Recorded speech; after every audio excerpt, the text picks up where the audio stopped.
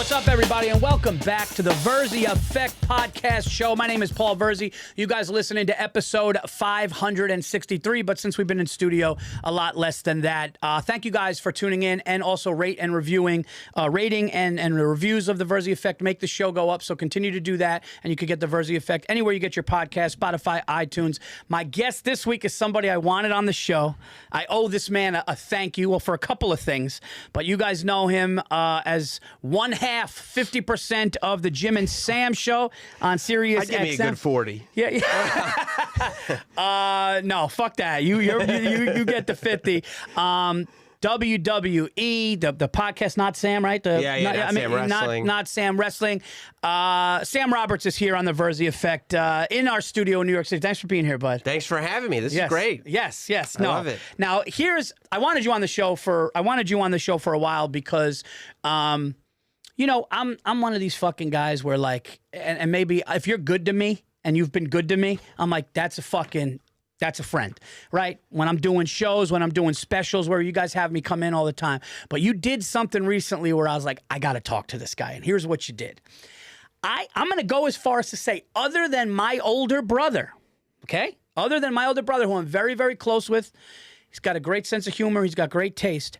You might be the greatest movie recommender of all. Listen to me, okay? Now, I'm very picky. Now, here's how much movies mean to me. My parents got divorced when I was 5. My older brother was 10. It was brutal. It was bitter. And when we visited my dad on Sundays, part of a lot of things we did was we'd go to the movies. So movies mean a lot to me. When I used to walk into a Blockbuster, it was like a sanctuary. It was like therapy for me. So movies mean a lot to me. And shitty movies, whatever, this and that, I'll watch a bad movie and enjoy it. But I love a good movie. Now, Sam goes online, social media. You recommended those 3 horror movies, Barbarian. Yep. Terrifier 2. Yep. And what was the other Smile. one? And Smile.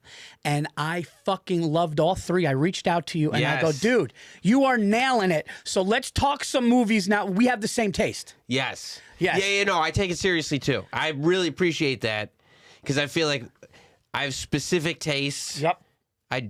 Not only do I take it seriously, but I also take it seriously the way other people feel about movies. Like if you tell me you like a movie, it could shape the way I feel about you going forward. Like there are movies where I'm like, how could somebody like that? Right. Like, you know, that's designed for stupid people. Like if you didn't feel a little insulted watching it, or at least acknowledge like, okay, this is for stupid people. I can still like it, but I know what this is. If you're just like, man, that was great. I'm like, oh. Yeah. Oh, you're like a dumb guy. You're a dummy. Yeah. And but see, another thing that I liked about your recommendations is you'll say this is ridiculous but fun. Right. That's important in a movie rec. Like if somebody says to me, hey, dude, that action movie, just so you know, they're blowing up cars for no reason. It's ridiculous. Like cars are flying into buildings, helicopters explode. It's stupid. But it's a fun ride. Yeah. And you're into it. So don't think it's going to be the greatest thing, but just know, I appreciate that. Like I love that movie Ambulance. I did not see Ambulance. I mean, it's absurdly long. And you can, ambulances, you could probably skip 90 minutes of the movie and not feel like you missed anything. It's just bank robbers steal an ambulance. Okay. And then they have to avoid the police. Dude, I'm in. Like, and with then that. they have to get a favor from a gang. Oh, and then there's a policeman in the ambulance, but they're trying to help them because they're actually good guys. You know, they're not. Oh, yeah. And so, I mean, it's like, it's cheesy. Yeah. It's everything. I mean, you can predict it from the very beginning. Yeah. But it's like, I think it's Michael Bay. Yeah. And it's like they just gave him one. You know what I mean? Like, do whatever you want, Michael. And he's like, oh, how about ambulances flying through the air? And they're like, whatever you want. And you get it. And you get it. And it's not like, and you watch the trailer, and it's like they didn't promise you anything besides. And you're not insulted if it's not. You go in knowing it's an ambulance for bank robber movie. I want to see the ambulances fly through the air. There's an ambulance on the trailer. Like, I didn't see it, but I want to see it. That movie that came out over the summer where it's Idris Elba versus a lion. Oh, I didn't see it either. Right, but I saw the trailer, and I'm like, at some point I'll see this. Yes. And it'll just be Idris Elba versus a lion. Yep. But I'm interested. Yeah, it's basically, and the formula might work because it was Leo versus a bear. Right, I want to see that. Right, a lion is a whole different take on it. 100%. More And I'm like, if there's one guy to fight a lion, Idris Elba's the one. Dude, I totally agree. And you made me excited. I didn't get to see it, but you made me excited with one where you go, a Violent Night.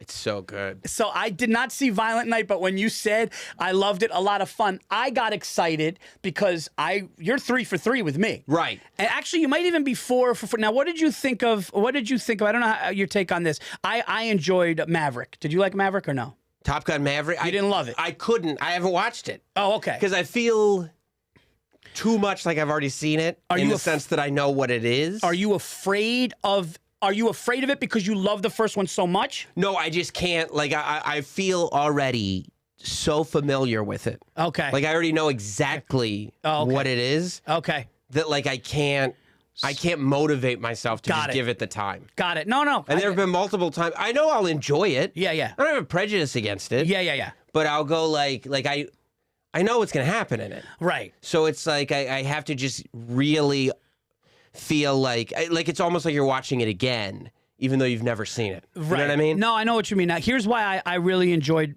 Top Gun Maverick, because I went in going, this is going to give me a nostalgic feeling when I hear the music and stuff. But they did kind of give listen, are there corny things that are lines from the first? Yes. But what I liked is I feel like they give you Top Gun, but with their own little thing. And I was just like, and it did something where it kind of made me think like, okay, you can go back to does this make sense too? Like you can go back to the theater now and get that after pandemic. It kind of gave me that. So maybe part of that made me go, oh, this is like a blockbuster movie. I'm in an AMC. I'm holding a popcorn and I'm doing that. And I just heard fucking Danger Zone.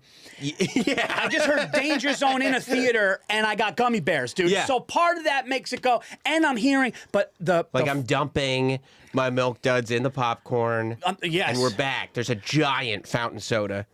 Yes. And we're back. There's and I could go refill this if I have to. Right. Yes. And I got to tell you, the flight sequences though, that's something that the first one did not give. Like there's literally a sequence where when this is not giving anything away, where they're going and they got to make the jet go straight up. And dude, and I'm so pissed I didn't see it in IMAX, because at one point you're in the theater and you almost felt like everybody went like this and the roar of the thing, and I'm going, fuck, dude, movies are back. So I think that's why I enjoyed it, but I understand what you said. When you heard so much about it, it's hard to motivate yourself. Yeah. When you I know what you mean by that. I just like honesty in movies. I don't like to feel, and maybe it's because I'm a wrestling fan, you know what I mean? Like people I think get the wrong, people don't understand professional wrestling that don't understand professional wrestling. Right. In the sense that like, people think professional wrestling is fake. So it's like we as wrestling fans are being tricked into thinking we're watching MMA, but it's not, because it's predetermined. We know it's predetermined. Pro wrestling is less of a lie than anything in entertainment, because they're telling you what it is. We're not pretending this isn't what you think it is. Right. Now that we've established that, we all know what it is. Right. Just sit back and enjoy the show, right? Yes. So what I don't like is when I feel like I'm being insulted or lied to. So like when and it's the same thing in movies. Like when I feel like, oh, no, that's an emotional trick. Right. You're trying to get me to feel away. Like my pet peeve in movies is when a movie is horrible, right, but the soundtrack is good. Right. And people go, oh, it's such a good movie. Like that movie Garden State. That movie Garden State is as bad a movie as you'll ever see. There's nothing to it. There's nothing in that movie. Yeah. But everybody connected with the soundtrack. Right. But the songs on the soundtrack would already make you feel that way without the movie. So like when Tarantino puts a song in a movie, you feel totally different about the song because of the way it's used in the movie. 100%. But a lazy person would just go like, oh, I have this playlist. I feel a way. Let me like match a movie to it. And it's like, well, just give me the playlist. Right. The movie is just you trying to make money off this playlist. Right. Right? You're lying to me. Yeah. You're trying to trick me. I love it, dude. I love it. So I want to get into the wrestling thing. We have to, because I have a whole slew of things I want to talk to you about wrestling. Okay, including what I think is the greatest match of all time. Okay. That's a bold statement. I saw you just get a little excited, especially coming from somebody that's not huge into wrestling. But what did you think of? I got mixed feelings about it. I initially liked it, but now I'm looking back, and you made me think about it because of soundtracks. What did you think of the movie with Gosling, Drive? I liked Drive. It was a little stylistic. Yep.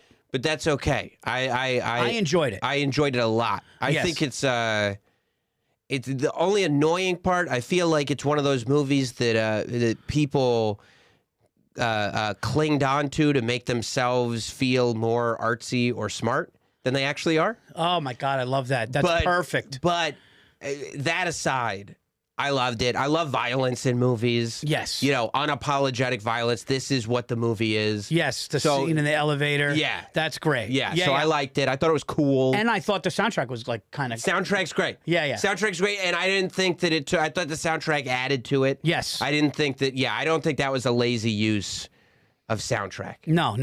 I thought it was good. Now, I'm going to... So here, I have a weird relationship with wrestling, and I want to talk to you about it because I was back and forth. So when I was a kid, huge. Like when Hogan came out, it was like Eddie Murphy with me with stand up. When Hogan came out, I lost my shit. Right. You know, with the I Am a Real American shit, the Hulkster, all that stuff. And then, through when he slammed the Giant, and then, obviously all the things, and then Ultimate Warrior and all that stuff. Then there was a dip for a while. Then in college, me and one of my college roommates, rest his soul, brutal. We'd watch the WCW. Sure. We would stay up and we would watch that, and then I got really into that. Then kind of dipped again. Here's where I got lost, and you're gonna be like, what?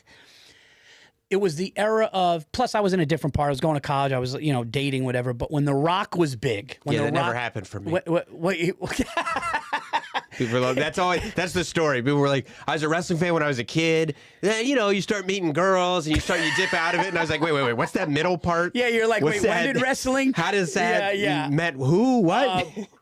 But I used to joke. I used to go, come on, man. A grown-up can't really, the three things a grown-up can't do: dance, paint their face at a game, and like cry and freak out at wrestling. And then all of a sudden I went back to when I watched the WCW college, and I go, no, like that was our routine. Like, and I was like in my 20s, and I'm going like early 20s or whatever, 20 years old. I'm going, no, this is like on this night, we're going in the room and we're watching this and we know the storyline. And then I go, so it is cool.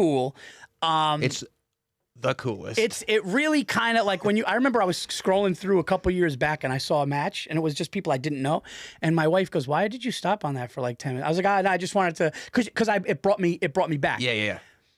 Ricky the Dragon Steamboat, Macho Man Randy Savage. How long did that go? The match? Yes. It was probably I think it was somewhere around 25 minutes.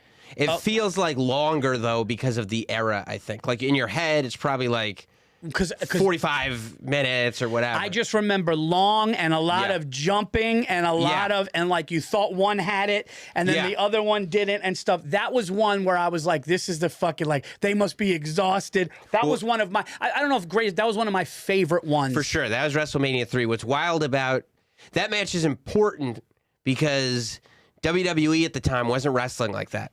Like WWE, WWF at the time was like WWF, yep. Over the top cartoon characters, right? It was Hogan slamming Andre. It was just like boom, boom, boom, just hit little kids right in their senses. Right. And there were other promotions, like especially down south, that did that way more athletic style of wrestling. Okay. Which is more like what Ricky and Randy Savage did. But that match is even more amazing because there are these stories. They were so into that match. Ricky Steamboat and Randy Savage went over it move for move. No. And memorized it, which is not done in wrestling. Wrestling is all like improv, call it in the ring, whisper in there, okay, go to this. So they like choreographed it. Yeah. Like, wow. Move for move, had it down Ricky Steamboat tells stories about like Randy Savage, like 3 weeks before going up to him. Ricky, what's spot 27? Ricky had to know what spot 27 was. Ricky, what's spot 38? Ricky had to know what spot 38 was. And it's like spot for spot for spot for spot. And I don't mean bullet points. I mean every single movement in the match. Wow. Was Randy Savage and Ricky Steamboat like perfecting this thing. Wow. And when it's done right, like that match is, and if you go back, it'll still hold up. Yeah. It's like there's no way anybody couldn't look at that if you're really looking at it. Right. And go like, that's a work of art.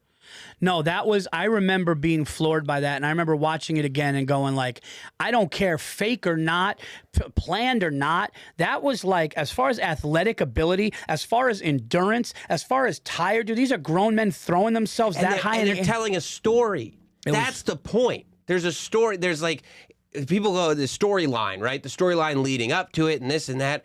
But then there's another story that the match itself is a story. The story begins when the bell rings, and you go on this journey through the match. And if you just let yourself go, and you don't even realize it's happening. Yeah. But if you just let yourself go and you think about it, it's the same thing as watching a movie or anything else, but better.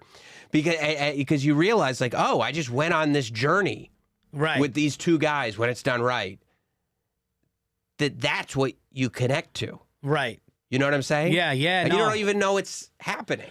No, wait a minute. Who won that? Who won that? I forget. Ricky. Ricky won it. Ricky won it. He became the Intercontinental Champion. And that was 3. WrestleMania 3, 1987. Wait, was that when that was not when Hogan slammed? That was when Hogan slammed the Giant. Yeah. What do you think is the greatest wrestling match of all time? If you had to. Do you put Ricky and Macho Man in the top 5? I mean, it's on the list. It's certainly... It might be in my top 5. I don't know for sure. But if it were in someone's top 5, it's not something I would object to. All right. So how about this? If you could only watch one wrestling match the rest of your life, that's already recorded, that's already done, what would it like? What would it be? Well, there's like, it depends on what I see your brain going like fucking. Because I'm watching all these matches now in my head. Like there's like, if you go back to like WrestleMania 18, and it's The Rock versus Hulk Hogan, right? Like technically, it's not a great match. It certainly doesn't do what Ricky Steamboat versus Randy Savage is. Right. But when you see these two icons, and the crowd in Toronto is just like with them every step of the way, and Hogan comes in a villain, and Rock comes in a hero. But as soon as Hogan gets in the ring, like everybody has this realization. Nobody wants Hogan to be this NWO bad guy anymore. Everybody is on this nostalgia wave where they want him to be red and yellow. And everybody's cheering for Hogan because he's back in Toronto. And you're just watching these guys like build off the crowd. You can feel my goosebumps already. Yeah. Like it's just it's a journey. I mean, like there are a year later, Rock versus Austin at WrestleMania 19, where you don't even realize the significance of that because nobody told you. It was Austin's last match. Right. And nobody knew. Austin never told anybody, like, this is it for me. And so he just goes out. OMR is written on his vest, which stands for one more round. And you think Austin's just coming out for a match. But when you realize it's his last match, and now you look at the look on his face and the story that he's telling in there with The Rock, and The Rock finally beating him at WrestleMania and whispering something in his ear at the end of the match, you're like, oh my God, this is even bigger. Jesus. There's so much, dude. There's so much. Mikey, are you a wrestling guy? Yeah, I used to love wrestling a lot. I've later gotten back more into it, and I'm curious what your thoughts on the Taker Mankind cage match, because that's something that's when I was in the heat of my time with wrestling. Sorry, ladies, a lot, if and you're I watched that over and over again. Yeah, really. The female Virzi Effect listeners, they're gone. Don't worry, we'll get back to something. Don't worry, they're gone. That match like terrorizes me still to this day, of like all the things that happened that went wrong, that went right. And the fact that they continued, and it's just crazy. I'm curious. That's the one that like I would put on for you, where it's like you're like, oh, but it's all like staged and everybody's having a good time, right? And you're like, well, let me show you this Hell in a Cell match, where the planned spot they have the Hell in a Cell is a giant steel cage around the ring with a roof on it, right? Yep. And so the planned spot is for Undertaker and Mankind to go up to the top of the cage, and Mankind's up. He's like, "Throw me off when we get up there." And Undertaker's like, "What are you talking about? It's 20 feet high. It's 2 stories." He's like, "Throw me off the roof. Just throw me off." Undertaker's like, "I'm not doing that." He's like, "I'm going off, so throw me off." So the Undertaker throws him off. And he literally, you watch a man, he's 300 pounds. Jeez. Go off a 2-story cage through a table. And it's like, that's not, there's no wires. It's alive. Unplanned. So there's no mats, there's no bags. Yeah. There's no, it's a table. It's not it's just like a straight broadcast booth. Yeah, there's no soft landing. No. Yeah. No, they didn't have, they were just like, yeah, let's just do it. Let's just do it and we'll figure it out. I don't know. We'll just do it. I think, because that's the way they did it back then. That was like 97. And so they were like, 97, 98. And so they were like, back then it was like, no, I think I could do that. And that's how they decided it was 98. I think I could do that. Yeah, I think I could do that. And that's how they would decide. But then, so after that, they're taking him out on a stretcher. And this is all planned.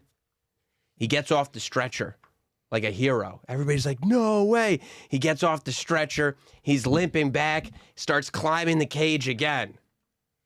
They're back on top of the cage after he just got flown off the top of it. This time, the Undertaker choke slams him onto the roof of the cage. What was not planned, what was not part of the show, was that the cage was not designed for 300-pound men to be on top of it. So the roof just pops. Oh, shit. And Mankind goes through the roof of the cage and hits the ring. Now, that was way worse because people think the ring is like a trampoline. Yeah. But it's like this. Wow. Right? Yeah. So, he falls down through the cage, hits the ring. On the way down, a chair hits him in the face. For real.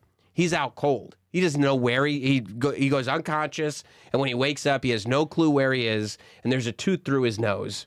What? Because when the chair came down, it knocked him in the face, knocked his tooth out of his mouth, up his cavity.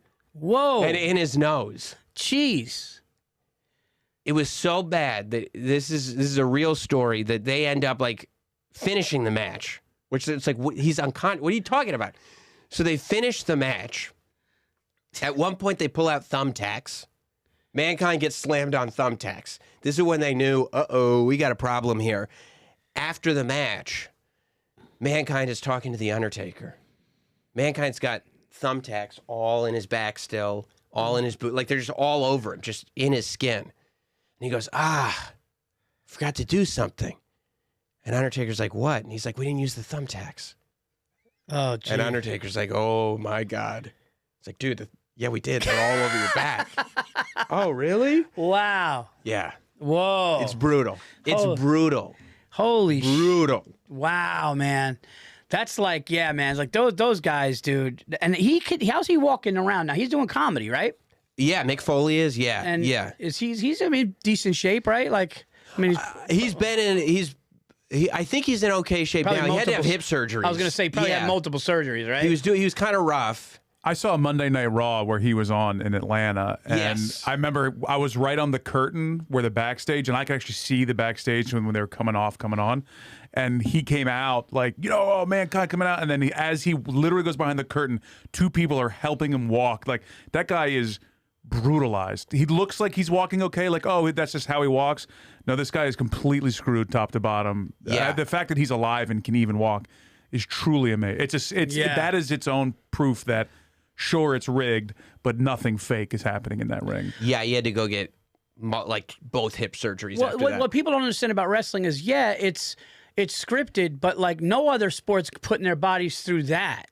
NFL, you take a beating, but to jump off that high and land on your shoulders and arms and do that for a long time and to be able to bounce and duck and flip, there's a lot of athletic ability there, dude. I mean, a ton, yeah. It's these guys are agile and they're monsters. They're huge. Yeah. It would be some of them are NFL players if they some of them are literally NFL players. They leave the NFL, they start wrestling. Yeah. Yeah, well, I know The Rock played at University of Miami. Yeah. And then I don't know, he might have had a quick stint in the NFL, but Yeah, I think he played in the CFL. I don't think he made the NFL. Did John Cena play in the NFL or no? No. No, okay. No. But I mean, John Cena's as big as a house. If he had skills, he could have played in the NFL. He's a big kid, right? Huge. I mean, he's slimmed down since he went to Hollywood. But yeah, I mean, at his biggest. How tall is he? He's like probably 6'1". Oh, okay. 6, So he's a big kid. Yeah, he's a big guy. All right, let's talk about. I want to talk about you. Usually, it's always the opposite, but I wanted you here because.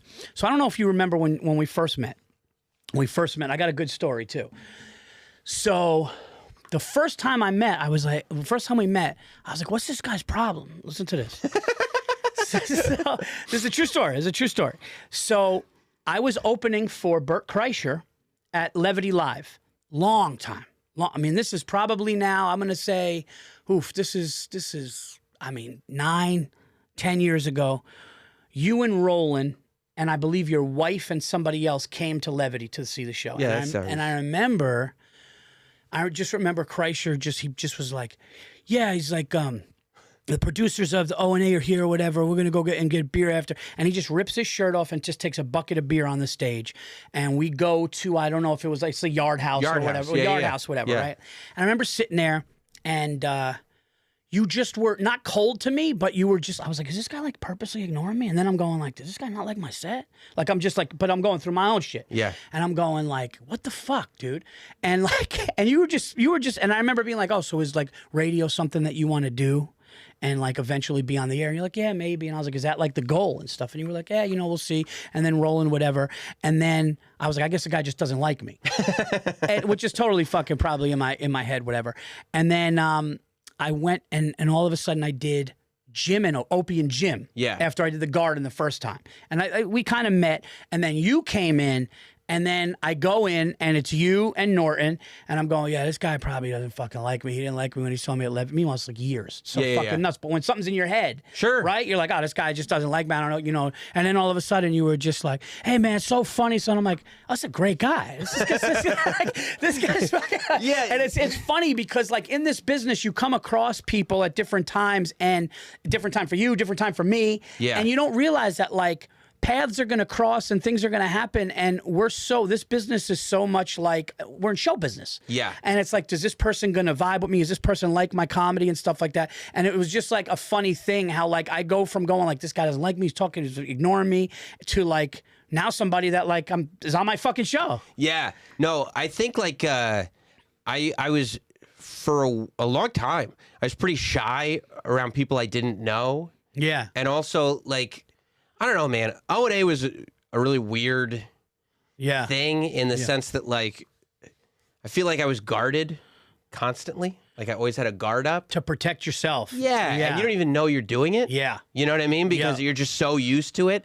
Like, so I feel like for a long time, I was, like, I was guarded and shy. Yep. And also assumed that, like, you're on stage, you're not really interested in me.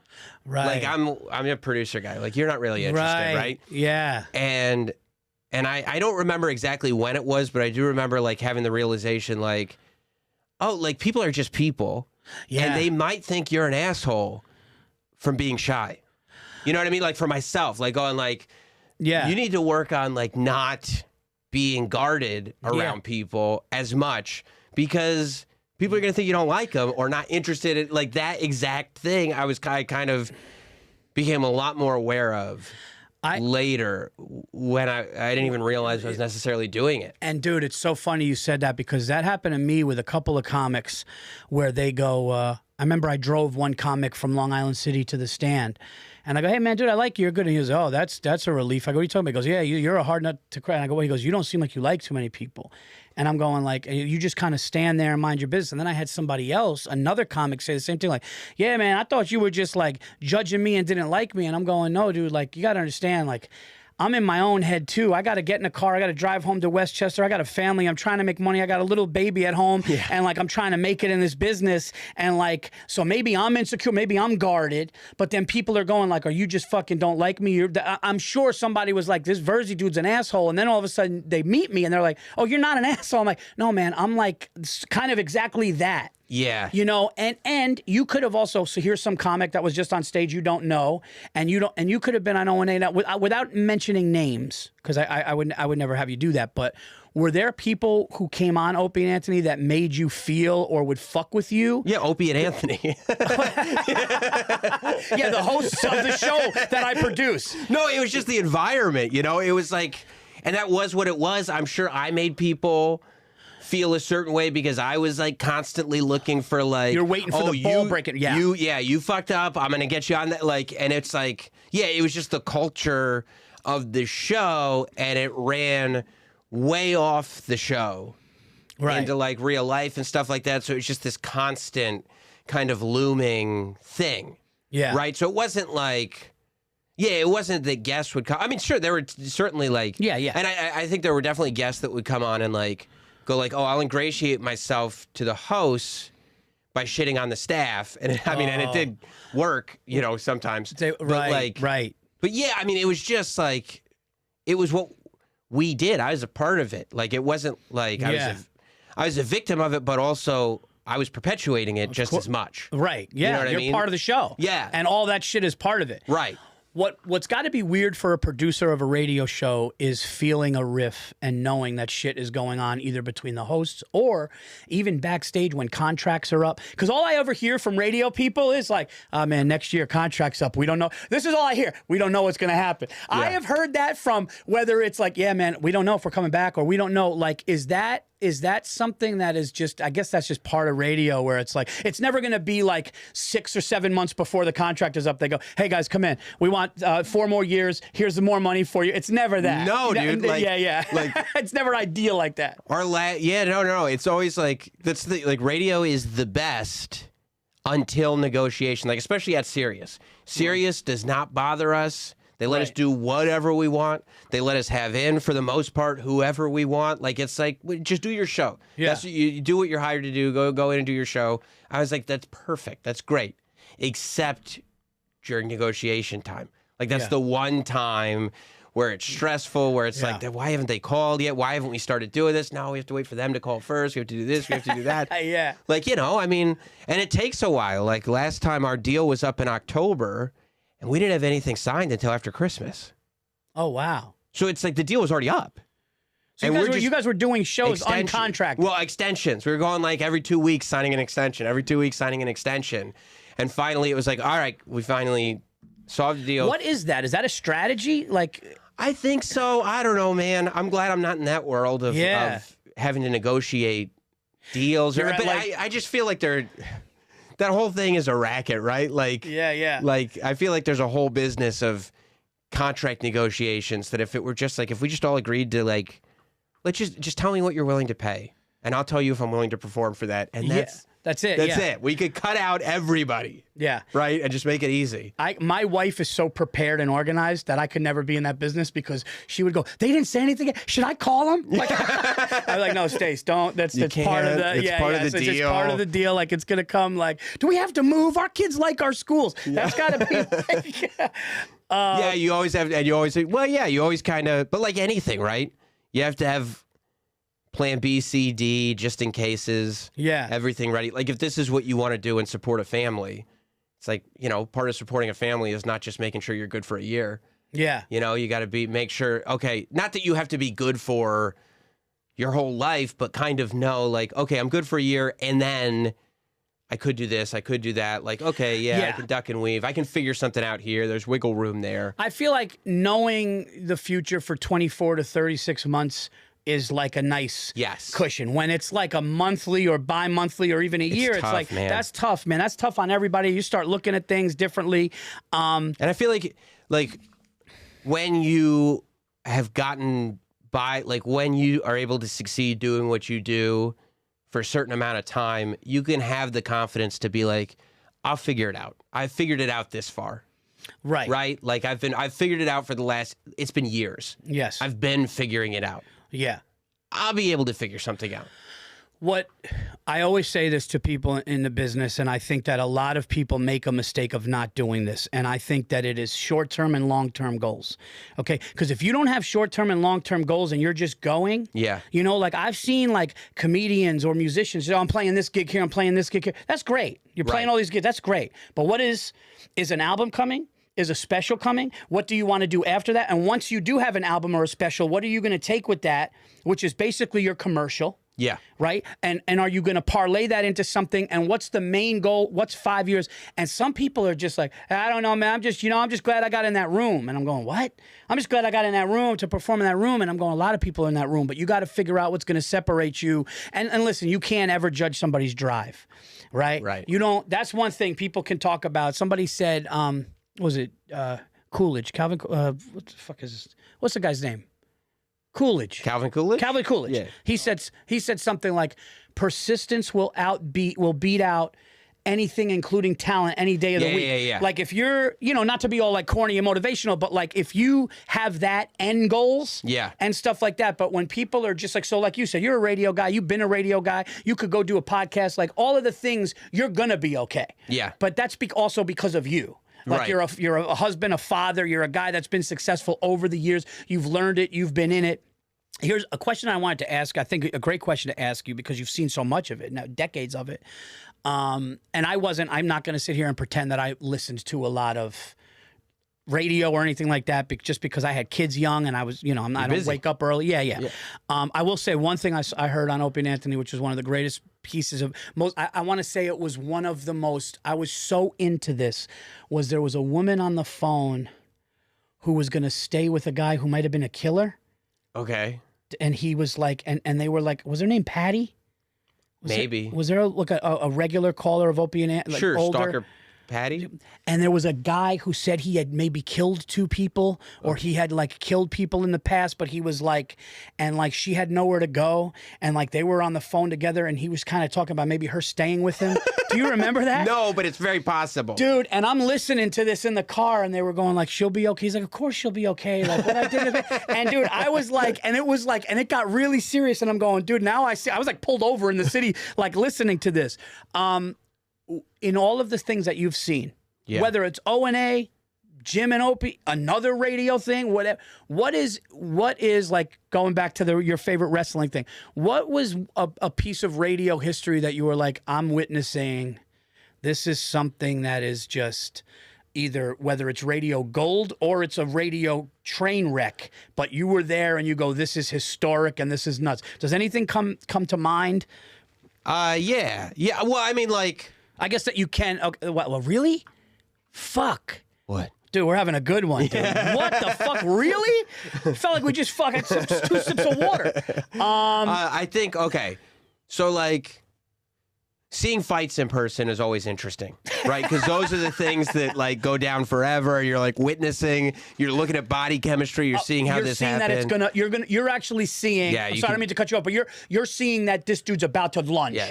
Yeah, and you're like, okay, this is, and you're like, you know what's real, what's not real, like the whole thing. Like those are always like really interesting. But I mean, the one that everybody goes back to is, it was on O&A. It was probably the Baby Bird, where they did a bit.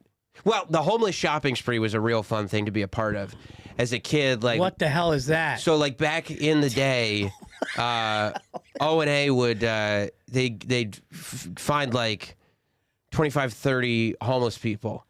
And at Christmas time, they'd get them all on a bus, and then a bunch of us with phones would go with them. And everybody would get like a $500 gift card, and we'd take a bus to a mall unannounced and just go to the mall. And so all of a sudden at Christmas time, people are doing their Christmas shopping, and there's all these homeless people running around the mall shopping. Unbeknownst to the mall. Unbeknownst to the mall.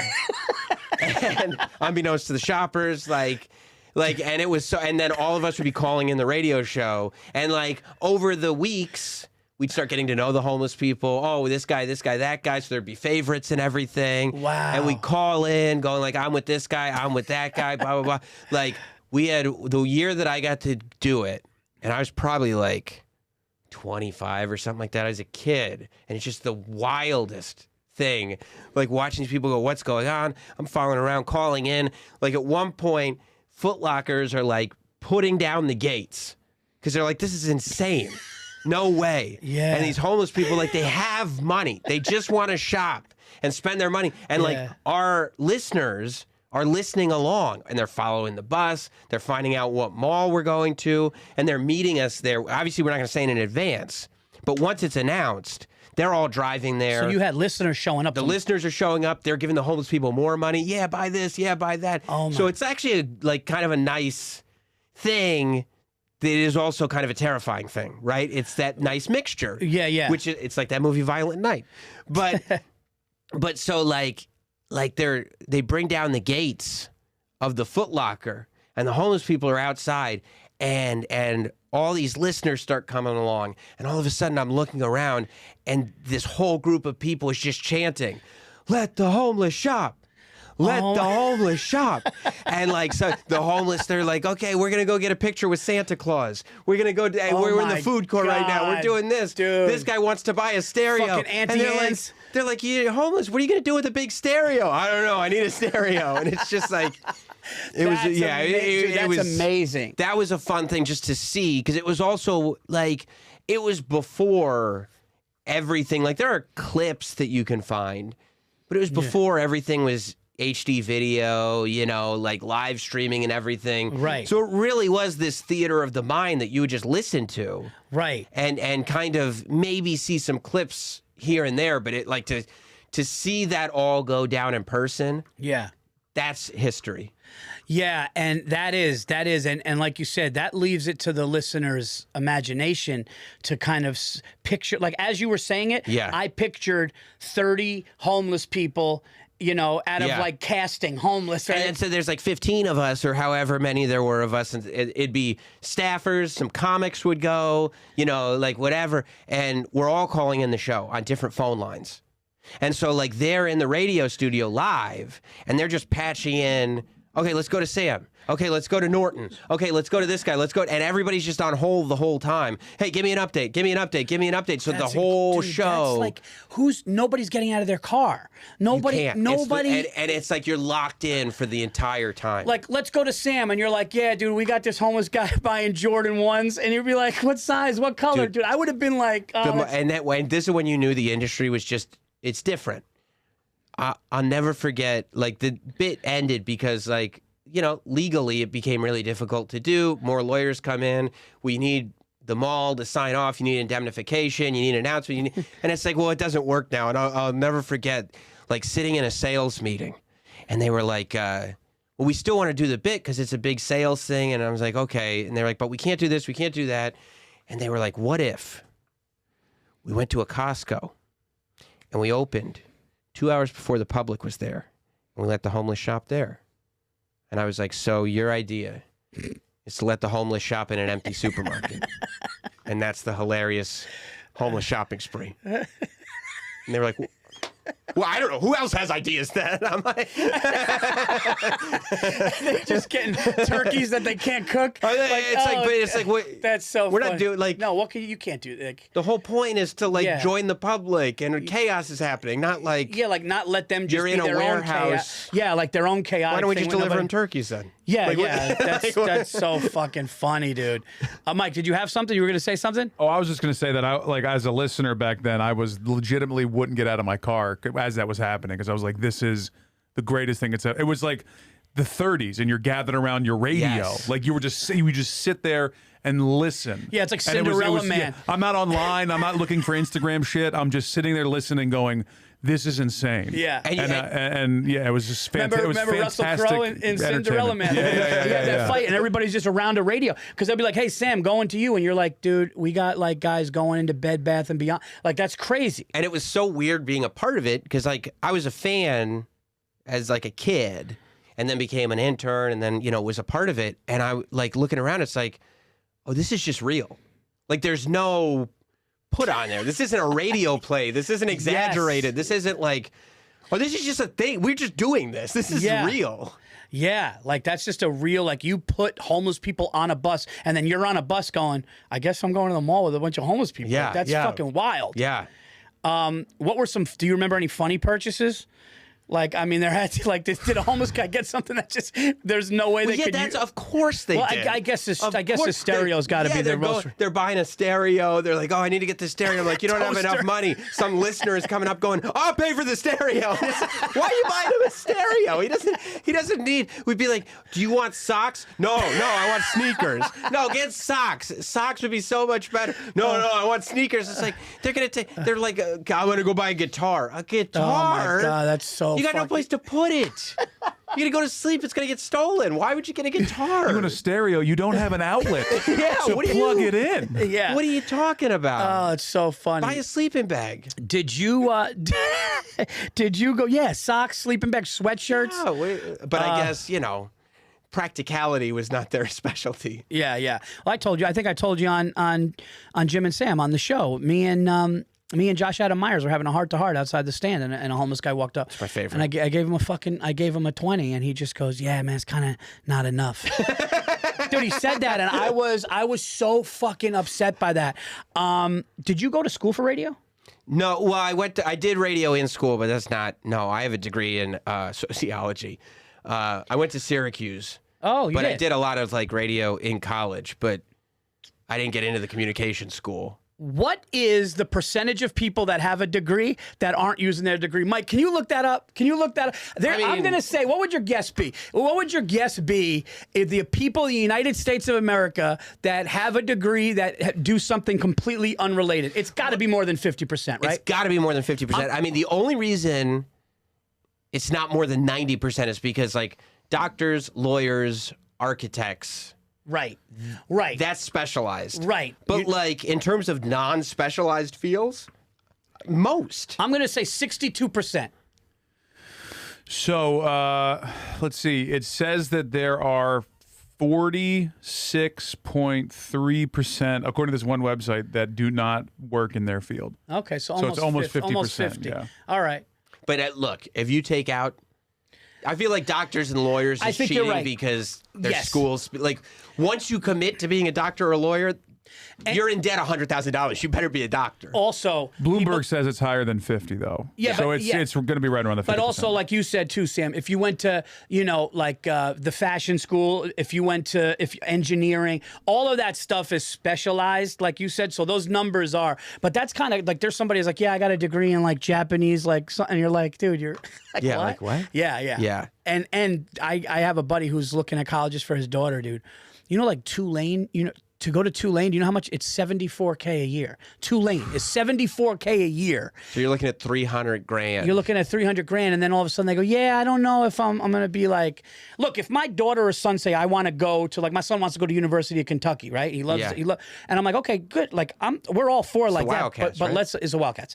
Yeah. And he's like, he watches the basketball. I'm like, yeah, dude, listen, me and your mother, like, but like, you're not going to go to University of Kentucky and do something that's not like, we're going to have a goal here. Like, I'm not wasting my money. Yeah, like you could change, but actually Tulane is on the higher end. I think the average. I mean, Syracuse is probably right there. I would say Syracuse is probably 50 a year, right? At least, probably more. You could find out. Probably even more. Yeah, I mean, look. Ooh, Syracuse is 57,500 according to Google, and Tulane is 60,000. So that's I thought somebody but said that's like just tuition. That doesn't include books. Oh, okay. Well, he said all that stuff. He said he went and visited and spoke to them and said it was. I think it was. But tuition alone is I think it was 60K 74 and for 57 for Syracuse. Dude. Yeah, that's probably like without board. My brother went to BU in the early 90s. It was 41,000 then. So, dude, college is crazy. And look, I can't tell my kids, hey, you need to know what you want to do with your life at 18, but you're not going to do something you're not going to do. Yeah, I mean, you're not studying space. No, it has to. Like, psychology, I'll give you. You know, and you're not good, but it's not going to be some like, I feel like I used my time wisely there. I spent a lot of time figuring out how to build my own stuff. I spent a lot of time in the college radio station. Yeah. So even though I didn't have a degree that matched it, it was like, first of all, who cares if you have a degree in radio? It's radio. Like, right. Who has a career in radio? Like, who knows, right? So, like, yeah, I think as long as you're doing something there. A lot of kids go to college and don't do anything. Yeah. Like, what you can't have is the kids who are like, I'm going to go to graduate school because I just spent 4 years here and I have no idea what to do.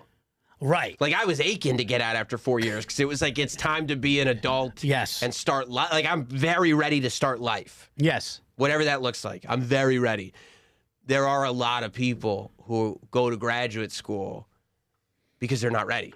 And it's like, you can't do. No, and the amount of debt you're walking out of there with is like... You can't even start a life. No, you can't even start a life. And people are just like, my biggest burden are college loans. Right. And it's like, no. Yeah, like, I'll be honest, I would steal and be a criminal. I'm not even trying to be funny, but that's part of it's. Unfortunately, like, it's like Giannis said, he goes, the Sicilian in you. And I remember, like, there is a weird thing that we have where somebody's like, the criminality is kind of a thing. I'm like, no, that's a thing. But now that I remember like somebody was like passed out. And I'm not proud of this. Go ahead. I'm not proud of this. It's okay. Somebody was passed out, like drunk or whatever. And they just had like a stack of cash like this. Yeah. And I just took a 10. You didn't even take the whole stack. No, I literally... You just peeled off a 10 I peeled for off yourself. a 10 just because I was like, I don't want to take this person's money. Because you're not a bad guy. You're not a thief. I'm like, I don't want to... But it's in your DNA. Because you're thinking there, what would my ancestors say to just walk by and not take anything? Because if you take the whole thing, you're a thief, you're scum, you're a criminal. If I take the whole thing, I'm a piece of shit. But if you don't take anything, what are you, a mark? Like, what are you, a rube? Like, what? Like, I peeled a 10. I was like 18 or 20. I peeled off a 10 I for peeled yourself. off a 10, maybe a sandwich. It was just there, and I'm like, I'm not going to take this person's money. Right. It's almost you almost gave yourself a reward for not taking the money. I'm not going to take the money, so let me peel off a 10. Like, I couldn't... Because I just earned it. Yeah. Like, I couldn't imagine if you're in a, let's say you're in a knife fight. Right. God forbid, on a subway or something. I'd hate that. And it would be terrible. Yeah. But, you're in a thing, right? Or let's talk about the guy that put a boot on your car. Okay? Yeah.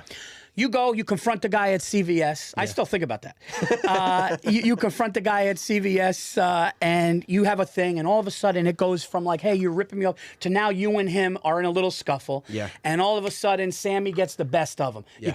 You hit the kid's jaw, he goes down. You got to go in his pockets to see what he's got. Like, when he's down, you got to go in. Yeah. And it's even better because it's not only... Now he's ripping people off, right? So you get that, right? You know what I mean? Like, right. But I couldn't imagine not. This isn't yours to keep, right? So I could take it. In a world, I earned it. I don't live in a world where I knock that guy out and don't go through his pockets and take everything. Take the cash, leave the wallet. Take the cash. Oh, listen, I'm not going to take the kid's license. No, I'm not an ass. You're not trying to make his life difficult. I'm not trying to make him go to DMV, renew and everything. He's going to get his license back. I'm not taking a credit card. No. I'm not taking anything. No, you're not. If there's any loose cash and this kid tried putting a boot on my car and we got into a scuffle, I'm not, come on, I'm going to take whatever he's got. So for me, I was like, I'll give him the 50. He'll take off the boot. Good for you. You know, your scam worked. You're thinking, I'm going to knock him out. I'm going to take whatever's in his pockets. Yeah, you do it smarter. Yeah, you do it I don't know, man. You're walking out with heavier pockets. Oh, my God, dude. How great was this one? So good. Dude, this was fucking awesome. Yeah, man, please tell everybody, tell all the listeners, check him out. I mean, I'm sure you guys know already. If you don't, check out Jim and Sam every morning on Sirius XM Radio, his podcast. Tell everybody. Yeah, you can go to the Not Sam Wrestling YouTube channel or podcast. If you don't like wrestling, I also do stuff on my Not Sam YouTube channel. That's where that clip came from, that you like the movie reviews and everything. I'm on there streaming once a week and sometimes bringing people in to do podcasts and stuff. You should come by. Dude, Westchester. I would love to. I got a studio in my house. Dude, I'm not far. And I'll tell you something. The Not Sam YouTube channel, the movie recommendations are fantastic. So if you're a movie guy, definitely listen. And listen, on the Virzi Effect, I've reviewed some movies and people have said I've been spot on. This guy is spot on. So check that out. Guys, if you are in... Well, this will be out. Yeah, this will be out right before. I'm going to be in Toronto at the Royal Theatre January 28th, and then I will be headlining Gotham Comedy Club February 2nd and 3rd, okay? And then I'll be February 14th, which is Valentine's Day, one night only, bringing my buddy Joe Bartnick, the Pittsburgh Improv, and I have so many dates coming up. We're going to Tampa. We're going to Texas. We're going to Utah. We're going to Denver. We're going to... where else are we going? We're going to Rhode Island. I keep forgetting. Providence, Rhode Island. Zany's in Chicago. All that stuff. Go to paulvirzi.com. And that's it. Till next week, we are out of here, dude. That was awesome.